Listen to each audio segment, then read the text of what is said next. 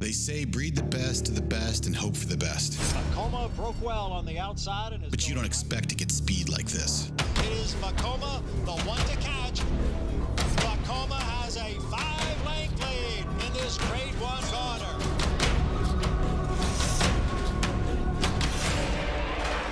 Inside, Vekoma continues to battle on down at the rail. It is Vekoma who's going to win the Met Mile.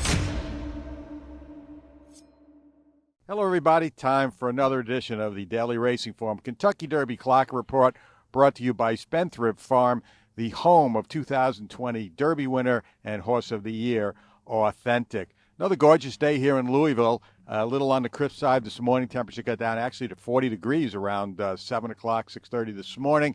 But it's warming up now, and it's going to be a beautiful afternoon. But we have some rain in the forecast, and that could be key as we move forward with so many very important Derby preps scheduled here, Derby workouts, final Derby workouts scheduled here over the weekend. The Weather Channel going to be a popular station for the trainers with horses in both those races as they try to plan out their schedule for when will be the most opportune time to miss the bad weather and get a good track for those final works, and we'll keep an eye on that as we move forward.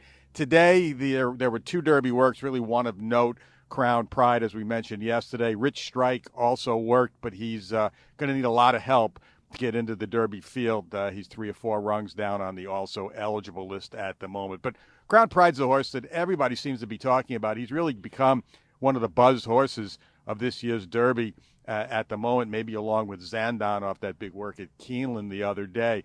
But Crown Pride came out for his most serious work yet this morning. He actually went in company. He went in company with a horse from Trainer Dale Roman's Southern Passage. Now, Southern Passage actually was a 3-year-old that ran in the Florida Derby last year, finished 6th in the Florida Derby. Hasn't really panned out since then, but he did finish 2nd in his last start at Keeneland in an allowance race. So, realistic company for him, although I'm not sure how sure he was very serious this morning. He was more of a target than company for Crown Pride. But the work was officially scheduled to be a half mile, but Crown Pride definitely broke off at the 5/8 pole, about 4 or 5 lengths behind Southern Passage, readily overtook him and was drawing away under some pressure to the wire, but he went quick and looked good again today. I had him from the 5/8. His first eighth was in 13, 3/8 and 35 and 4, 59 and 1 to the wire under that pressure. And then he was allowed to ease up into the turn, didn't gallop out the way he did the other day, but this looked purposefully done. I had him 6 furlongs in 13 and 2. Now, he was wearing a set of blinkers today, an odd set of blinkers. We're trying to scramble around and figure out what they're called. They were more of an eye shield to keep him from getting any kickback in his eyes, working in behind another horse. And then I came to find out that that's what they're called, eye shields. But it was the first and only time I've seen Crown Pride here in blinkers, so we'll have to see as he goes forward. He is scheduled again to work Saturday and blow out maybe one more time next Wednesday. We'll see if he does have the equipment on. But another good session today for Crown Pride, who not only did his work, but afterwards went back and visited the auxiliary starting gate up in the mile chute. So another long morning. He was out on the track over a half hour once again. Rich Strike, a fast work. Went off quick, 135 for the opening 3/8, finished up 5 furlongs in 59 and 3, was under pressure to finish, and he was also on his left lead coming through the wire. But he did gallop out with pretty good energy. I thought he was very good today. Went 12 and 4, 25 and 4, and then pulled up a mile in 1:40 and 1. But like I said, not likely to crack the Derby starting lineup. Now, during the Derby Oaks session, a lot of traffic out there this morning, Derby and Oaks-wise. First ones out there, as they just about are every day, the Todd Squad. And they were led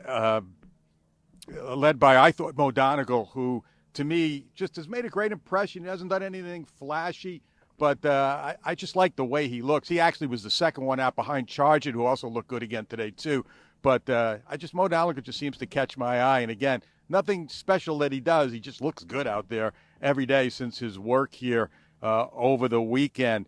Epicenter, Cyberknife, a couple of the horses, they visited the starting gate in school today. Actually, the Todd horses, after they finished galloping, went back to the auxiliary gate up in the chute, the same one that Crown Pride visited. Cyberknife and Epicenter visited the regular gate today and then galloped afterwards. I thought Epicenter looked good today. Nothing flashy again, just nice, easy, routine gallop, but I thought he made a good appearance. Obviously came out of his work over the weekend looking well. Cyberknife was out there with Zozos, stablemate Zozos, and he was very strong today. I like the way Zozos has actually looked since I've gotten here. His work was good, and his gallops have been good. So Zozos, Brad Cox has another solid 1-2 punch in the Derby. He's also got Tawny Port, too. He's got 3 of them in there. Zandon came out a little bit later than most today, but he made another good appearance. Was under, he was pulling. He wanted to do more, but very controlled going around there. And, again, just having one good day after another, and we're really looking forward to seeing if he can reproduce that big work at Keeneland Saturday in his final workout here over the weekend, I believe, scheduled for Saturday. Early this morning, pre-dawn stuff, not during the Derby Oaks session. Classic Causeway came out. He still doesn't have a Derby towel. They got to give him a Derby towel. It's hard to find him out there. But he looked good this morning going around in a routine gallop. And Barber Road also came out. I think it was right around 6:30, and, nothing special, but looked fine. Among the fillies, didn't get a chance to see too many of them this morning with the 2 workers, but Shahamer's made a very good impression with me. I liked her work over the weekend. She's new with Todd Pletcher. She went 4 for 4 before she joined Todd's barn, and I just like the way she's looked here. I think she could be a little bit of a long shot in the Oaks. And Echo Zulu came out late as well. I believe she probably schooled at the gate first as well. I just saw her coming by here. She's not flashy in the morning. Same with the work today. Her work was fine, but nothing, wow you, nothing over the top. And it remains to be seen if she's going to be able to reproduce that sensational 2-year-old form now that she's 3-year-old and facing these older horses. So that's a synopsis of what happened here today. Like I said, we're going to look forward to works coming up in the days ahead. Not sure if any are scheduled tomorrow, but the weather could change that. So just stick here. You'll find out as soon as we do at DRF.com for the best coverage of Kentucky Derby, Kentucky Oaks 2022.